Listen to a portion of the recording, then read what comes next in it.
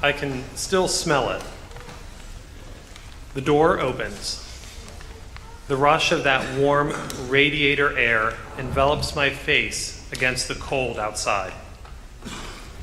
It's a rich, thick air, saturated with all the smells of Christmas: pine, clove, citrus, cooking food, potatoes, and a roast. The house is alive, even though it's dark outside. Lights twinkling from the tree and the mantle and the candles that are lit around the dining room table.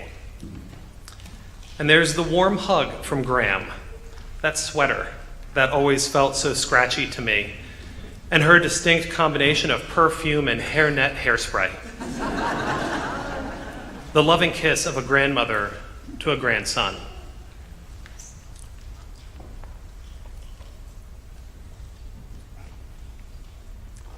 Graham no longer comes to greet me at the door. She hasn't for many years.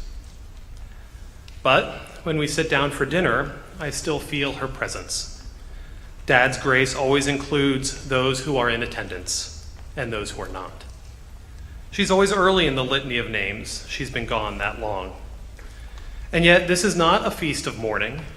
It is a feast of new life. We pass the serving dishes family style: the meat, the scalloped potatoes, the asparagus, and that warm bread. It melts in my mouth and takes me back. The conversation on this night isn't as important as the people who are present. There are smiles and laughter, a full belly and eager anticipation. And then it's off to church.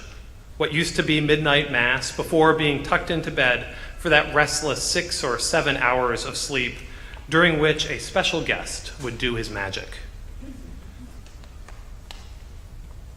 We all have people in our lives who are not here this Christmas.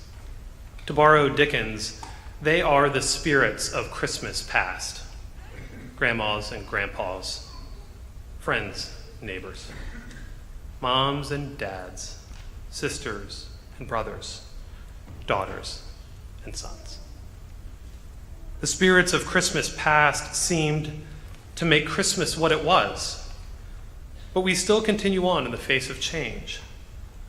That juxtaposition, sadness and nostalgia, sadness and nostalgia is a sign, it's a gift of the love that we have for our loved ones and that they have for us. All who have gone before are not gone forever. Their life is fully with God now. While we continue to see in a mirror dimly, they see face to face. Heaven is their home, where Christmas is celebrated every day. We are connected with our past through Christmas. That's why these feelings are so present, so accessible at this time of year. That ache of the heart, even a momentary ache, reminds us that Christmas is a bit different this year. And yet, at some level, Christmas continues to be what it has always been. The smells and the lights and the food flood the memories back and awaken in us the spirits of Christmas past. This Christmas will be the first Christmas for my little 4-month-old niece, Anna. I'm an uncle for the first time. Barely able to comprehend the magnitude of this celebration, her traditions are just starting. The Christmases that lie ahead are pregnant with possibility. I can only imagine her own eagerness to open her first presents. I can picture her eyes growing wide at the wonder of a lit tree. I can see her broad smile as she walks into church with her mom and her dad to "O come, all ye faithful," as we did just a few minutes ago. She, Anna, is Christmas future. And while it may be a little different, it will still be the same Christmas. Lights will be hung, food will be prepared, presents will be wrapped, grandmothers and granddaughters will be embraced.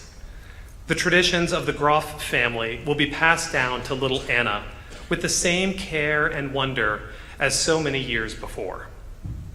This is the hope of Christmas, that though life is now different, we continue on, believing that new life is ours through the one born in the manger. that our past continues to help us know who we are, and that our future gives us the courage to share that with others. We are a resurrection people, after all. Those whom we have lost live on in the wide eyes of a child.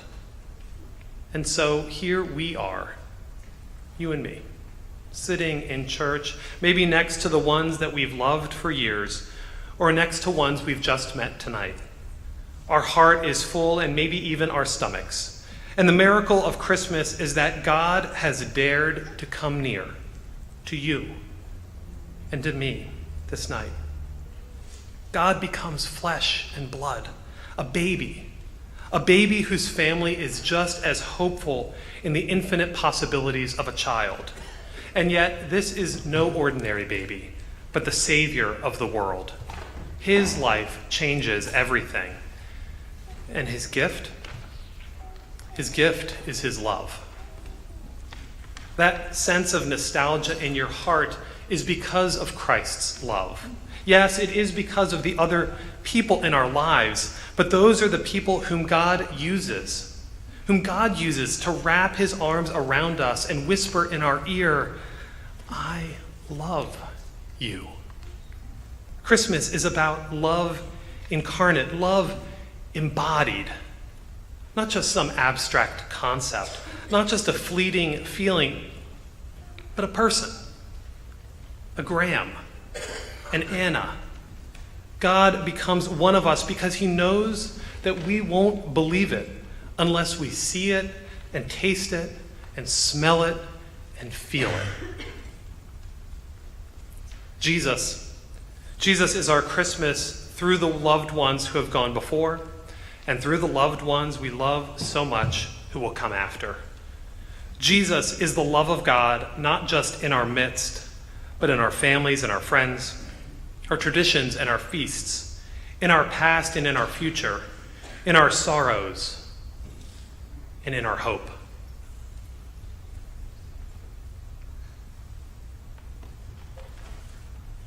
Can you still smell it? Can you still feel the warmth of the air rushing across your face?